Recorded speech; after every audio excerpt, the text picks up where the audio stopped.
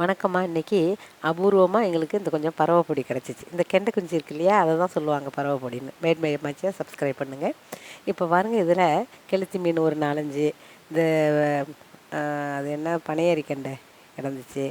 அப்புறம் வந்து ஒரு 2-3 குறவை மீன் கிடந்துச்சு. இதை நான் இது பார்த்திங்களா குறவை பொடி, இது கலப்பாக இருந்துச்சுமா. ரொம்ப எனக்கு வந்து ஆச்சரியமாக இருந்துச்சு. அதாவது வெளியில் போயிட்டு வர்றப்ப ஒரு ஐயா கூடையில் வச்சுருந்தார். அம்மா குளத்து மீன் வாங்கிட்டு போங்கன்னாங்க. ரொம்ப எனக்கு சந்தோஷமாக போயிட்டு. ஏன்னா சின்னதில் நாங்கள் வந்து இதை வந்து அடிக்கடி நாங்கள் சாப்பிடுவோம். இப்போ நான் கையில் சுத்தம் பண்ணுறேன் பார்த்தீங்களா, இது ஃப்ரெஷ்ஷாக இருக்கிறதுனால இந்த செதில்லாம் விரலாலேயே, அதாவது நகத்தாலேயே நம்ம சுரண்டிடலாம். ஃப்ரெஷ்ஷாக இருந்தால், காஞ்சி போனால் தான் அதை செய்ய முடியாது. கொஞ்சம் தண்ணியில் போட்டு அதை அலசணும். இப்போ பாருங்கள் நான் வந்து எப்படி க்ளீன் பண்ணுறேன்னு. ரொம்ப அருமையாக இருக்கும்மா. அந்த டேஸ்ட்டுன்னா இது சின்ன மீன் அதான் டேஸ்ட்டு. சின்ன பிள்ளைங்கள்லாம் நாங்கள் என்ன செய்வோம், அப்பா வேலைக்கு போகிற இடத்துக்கு பக்கத்தில் தானே நாங்கள் ஃபேமிலியை இது செட் பண்ணுவோம். அப்போ வந்து நாங்கள் திருவாரூரில் இருந்தப்போ பார்த்திங்கன்னா, குளம் பின்னால் அல்லிப்பூ நிறைய பூத்துருக்கும். அந்த குளத்துல வந்து இந்த மீனை தூண்டில் போடுவோம். என்ன அப்புறம் இந்த அம்மா அப்போல்லாம் வந்து பானையில் தானே சாதம் அடிப்பாங்க. அந்த பானையில் வந்து சாதம்லாம் க்ளீன் ஆகிடணும், அதாவது தீர்ந்து போனோடனே அதை கழுவ போவோம். பின்னால் தான் குளம். அது அந்த படிக்கட்டில் உட்காந்து கழுவும் போது அந்த பானைக்குள்ளே நிறைய வருமா. அந்த சாதத்தை சாப்பிட்றதுக்கு இது வரும். டக்குன்னு என்ன செய்வோம், அந்த பானைக்குள்ளே வந்தோட மூடிடுவோம். ஒரு தட்டு போட்டு மூடிடுவோம். அதுக்கப்புறம் பார்த்திங்கன்னா இந்த மீனை அரிச்சு எடுப்போம். அது வந்து அந்த ஞாபகம் வந்துருச்சு எங்களுக்கு. வாங்கிட்டு வந்து இது மாதிரி க்ளீன் பண்ணி எல்லாத்தையும் நான் வந்து இந்த மாதிரி சுரண்டி இந்த செதெல்லாம் எடுத்துகிட்டு அதில் கல் உப்பு போட்டு நல்லா சட்டியில் நல்லா ஒரு 4-5 தடவை. ஏன்னா அது நல்ல கொழுப்பு பசையாக இருக்கும். கழுவ பார்த்திங்கன்னா கொழுப்பு பசையாக இருக்கும். இது ரொம்ப டேஸ்ட்டாக இருக்கும்மா, டேஸ்டியாக இருக்கும். இந்த மீன் வந்து அபூர்வமாக கிடச்சிச்சு. சின்னதில் நாங்கள் அடிக்கடி சாப்பிட்டோம். அதுக்கு இடையில கொஞ்சம் ரேராகிடுச்சு. நாங்கள் அப்புறம் அந்த பக்கம் வந்துட்டோம் இல்லையா, அந்த ஊரை விட்டு. திருவாரூரில் இருந்தப்போ நாங்கள் குளம் வந்து பின்னால் இருக்கும். அடிக்கடி இந்த மீன் கிடைக்கும். ஆனால் நாங்கள் வெளியில் வந்ததுக்கப்புறம் கொஞ்சம் ரேராகிடுச்சு. பெரிய பெரிய மீனாக வாங்கி சாப்பிட்றது, அப்புறம் கடல் மீன், பெரிய கெண்டை மீன் இதுதான் கிடச்சிச்சே தவிர சின்ன கெண்டை மீன் வந்து கிடைக்கிறது ரொம்ப ரேராகிடுச்சு. கிடைச்சதுக்கப்புறம் ரொம்ப சந்தோஷமாக போய்ட்டு கொஞ்சோண்டு தான் வச்சுருந்தார் அவர். அதனால் எல்லாம் வாங்கிட்டு வந்துட்டேன். இதே மாதிரி நல்லா ஒரு 4-5 தடவை அலசி க்ளீன் பண்ணிக்கணும். ஈஸி தான் இது. ஏன்னா ஃப்ரெஷ்ஷாக இருக்கிறதுனால ஈஸியாக அந்த செதில்லாம் கொஞ்சம் கொஞ்சம் இருந்தாலும் அந்த உப்பை போட்டு 4-5 தடவை அப்படி உரசுறோம் இல்லையா, அதில் வந்துடும். மிச்சத்தை நம்ம ஷைனிங்காக இருக்கிறப்ப அது கண்ணுக்கு தெரிஞ்சிச்சுன்னா கையாலேயே இந்த நகத்தாலேயே எடுத்துடலாம். அருமையான ஒரு ப்ரிப்ரேஷன்மா இந்த மீன் குழம்பு. பாருங்கள், அம்மாச்சி செய்கிற மாதிரியே செய்யுங்க. இதே மாதிரி நல்லா அலசிட்டு 4-5 தடவை நல்லா உரசி அந்த சட்டியிலையே போட்டு நான் எப்படி இது பண்ணுறேன் பார்த்திங்களா. ஒன்றும் பிரச்சனை இல்லை, கரையவே கரையாது மீன். அருமையாக இருக்கும். நல்லா க்ளீன் பண்ணுங்கள். பண்ணிவிட்டு இது வந்து ஒரு மாங்காய் போட்டு குழம்பு வச்சு சாப்பிட்டு பாருங்களேன், விட மாட்டீங்க.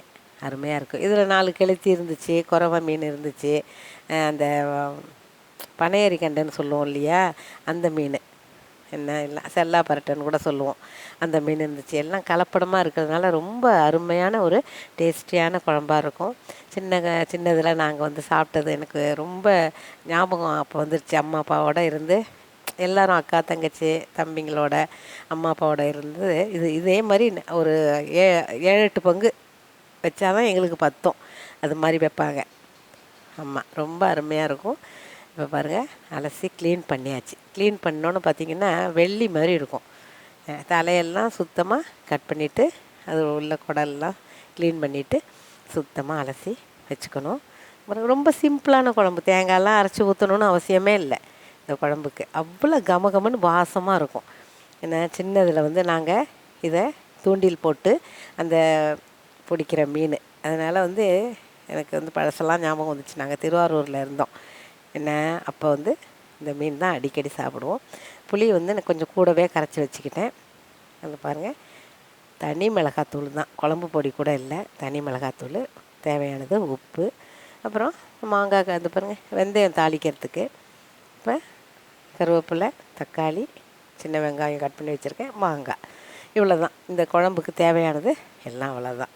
இப்போ எண்ணெய் சட்டியில் நல்லெண்ணெய் ஊற்றிருக்கேன். நல்லெண்ணெய் தான் கொஞ்சம் வாசமாக இருக்கும் குழம்புக்கெல்லாம். மீன் குழம்புக்கு விளக்கெண்ணெய் இல்லைன்னா நல்லெண்ணெய் தான் ஊற்றி தாளிக்கிறதுமா நான்.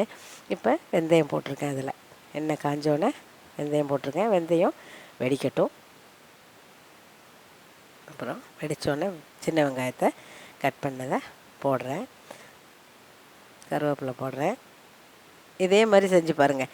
இதுக்கு வந்து எந்த ஒரு இதுவும் வேணாம். புளிக்குழம்பு வைக்கிறோம்ல சாதாரணமாக, அதுதான் இதோட குழம்பு வந்து புளிக்குழம்பு வைக்கிற மாதிரி தான்.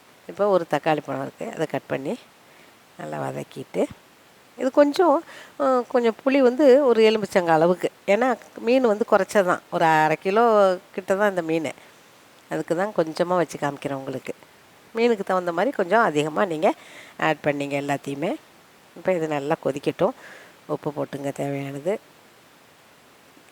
புளி ஊற்றிருக்கோம், உப்பு போட்டிருக்கோம், மிளகாத்தூள் தனி மிளகாத்தூள் தான். இதில் ஒன்றும் மல்லியெல்லாம் மல்லித்தூள்லாம் சேர்த்து அரைப்போம்ல சாம்பாருக்கு குழம்புக்கு, அது கிடையாது. குழம்பு மிளகாத்தூள் கிடையாதுங்க, மல்லித்தூள் மட்டும். இப்போ பாருங்கள், இது வந்து குழம்பு எவ்வளோ கட்டியாக இருக்குது பாருங்கள், திக்காக இருக்குது. இப்போ ஃபஸ்ட்டு ஒன்று என்ன செய்யணுன்னா, மாங்காவை தான் போட்டு வேக வைக்கணும். ஏன்னா சின்ன சின்ன பொடியில் அது மாங்காவோடு சேர்த்து போட்டோம்னா கரைஞ்சிரும். அதனால் முதல்ல ஃபஸ்ட்டு மாங்காயை போட்டு வேக வச்சுக்குவோம். கொஞ்சோண்டு மஞ்சள் பொடி போட்டுக்குங்க.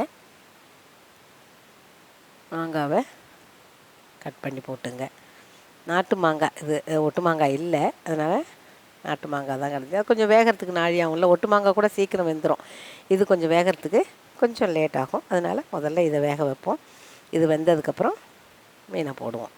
இப்போ பாருங்கள், குழம்பு திக்காக இருக்குது. மாங்காய் போட்டும் குழம்பு திக்காக இருக்குது. இப்போ மீன் போட்டோன்னே எப்படி ஆகுதுன்னு பாருங்கள். ஏன்னா மீன் வந்து தண்ணி விடும் கொஞ்சம், அது இருந்தாலும் கொழுப்பு மீன், இது நல்லா கொழுப்பாக இருக்கும், அதனால் கொஞ்சம் தண்ணி விடும். பாருங்கள், இதை வந்து இது மாதிரி சின்ன மீன் கிடச்சிச்சின்னா அம்மாச்சி செய்கிற மாதிரியே செஞ்சு சாப்பிட்டு பாருங்கம்மா, ரொம்ப நல்லாயிருக்கும், விட மாட்டீங்க. இது முள்ளெல்லாம் அப்படியே மென்று சாப்பிட்டுடலாம், முள்ளெல்லாம் துப்பணுன்னு அவசியம் இல்லை, சாப்பாட்டோடு சேர்த்து சாப்பிட்லாம். குழந்தைங்களுக்கு ரொம்ப பிடிக்காது இது, ஏன்னா பெரியவங்க சாப்பிட்றது குழந்தைங்க முள் மாட்டிக்கும். அதனால் குழந்தைங்களுக்கு மோஸ்ட்லி இதை கொடுக்க தேவையில்லை, கொடுக்க வேண்டாம். கொஞ்சம் விவரம் தெரிஞ்ச குழந்தைங்கள்லாம் நல்லா சாப்பிடும், சின்ன குழந்தைங்களுக்கு அவாய்ட் பண்ணிவிடுங்க. அப்படியே அமுக்கிட்டோமா, இப்போ மூடுறோம். மூடினோன்னே அந்த குழம்பு மூடி அது கொதிச்சோன்னே திறந்து பாருங்களேன், சாப்பிட்றதுக்கு பக்குவமாக வந்துடும் குழம்பு. எப்படி வந்துருச்சு பார்த்தீங்களா? இது கொஞ்சம் தண்ணி விடும், இந்த மீன் கொழுப்பு மீனாக இருக்கிறதுனால கொஞ்சம் தண்ணி விடும். இப்போ பாருங்கள், எடுத்தாச்சு, மீன் ரெடி ஆகிடுச்சு. ஒரு 2 கொதி தான், மீனெல்லாம் நல்லா கரையிற மாதிரி வெந்துடும். அருமையாக இருக்கும்மா. இது வாசமே அப்படியே தெருவே மணக்கும், அப்படி ஒரு வாசம் அடிக்கும். அது ஒன்றும் போடல பாருங்கள், தேங்காய் பெருஞ்சீரகம்லாம் வெங்காயம் ஒன்றும் அரைச்சி போடல, சாதாரண புளி மிளகாத்தூள் தான். பாருங்கள், சாதத்தில் அரைச்சி மீனையும் போட்டு மீனோட சாதத்தோட மீனோட சாப்பிடுங்க, எடுத்து வச்சு, அருமையாக இருக்கும். டேஸ்ட்டு பாருங்கள் எப்படி இருக்குன்னு சொல்லுங்கள். இது வந்து கிடச்சிச்சின்னா விடாதீங்க, ஏன்னா இப்போ இந்த காலகட்டத்தில் ரொம்ப கிடைக்க மாட்டேங்குது. வயல்வெளி இருக்கிற கிராமத்தில் கிடைக்குதுமா, டவுனில் கிடைக்க மாட்டேங்குது. அதனால சொல்கிறேன், உங்களுக்கு கிடைக்காம இருக்காது, எங்கே கிடைச்சாலும் வாங்குங்க. அருமையாக சாதத்தில் போட்டு சாதத்தோட மீனோட சேர்த்து சாப்பிடுங்க. இன்னொரு தடவை சொல்லிக்கிறேன், சின்ன குழந்தைக்கு கொடுக்காதீங்க, சின்ன குழந்தையா இருக்கிறது கொடுக்காதீங்க. விவரம் தெரிஞ்சு சாப்பிட்ற குழந்தைங்க இருக்கு இல்லையா, அதுங்கனாச்சும் ஒன்று ஒன்றா எடுத்து சாப்பிடும். சின்ன குழந்தைங்களுக்கு ஊட்டி விட்டுறாதீங்க.